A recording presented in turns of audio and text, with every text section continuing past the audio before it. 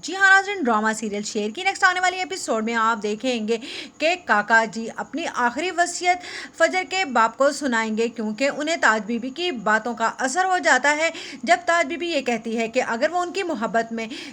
अपनी ज़िंदगी तबाह ना करती तो आज उसका भी एक घर होता। यही बात काका जी की तबीयत ख़राब होने का सबसे बड़ा सबब बनती है और काका जी को अपनी गलती का भी एहसास हो जाता है, लेकिन वो ये सोचते हैं कि वो ये गलती हरगिज़ भी दोबारा नहीं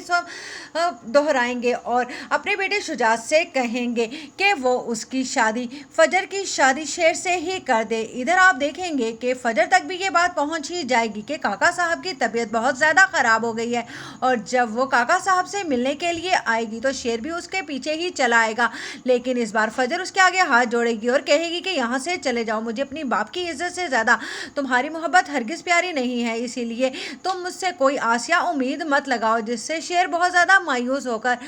उल्टे कदमों लौट जाता है। लेकिन जब काका साहब कुछ होश में आएंगे तो वो शुजात को बुलाकर अपनी आखिरी वसीयत सुनाएंगे, जिस पर कहेगा शुजात ये क्या कह रहे हैं आप, आपको अल्लाह लंबी ज़िंदगी दे। जिस पर काका साहब कहते हैं ज़िंदगी तो बात की बात है, लेकिन मैं अपनी गलती नहीं दोहराना चाहता। जिस पर कहता है फजर का बाप क्या मतलब है आपका, कौन सी गलती, आपने कौन सी ऐसी गलती की है। जिस पर काका साहब कहते हैं कि मैंने अपनी ज़िद में आकर अपनी अकलौती बेटी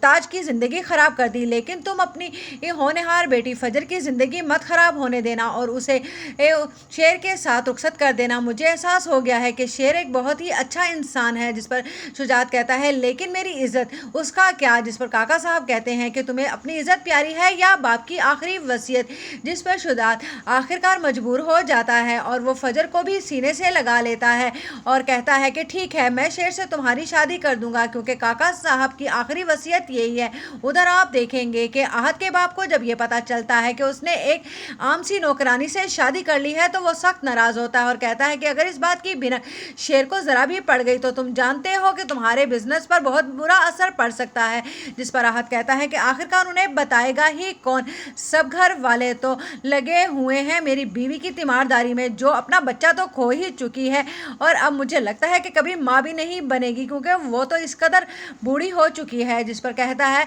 आहत का बाप बदर जमान कि तुम उल्टी सी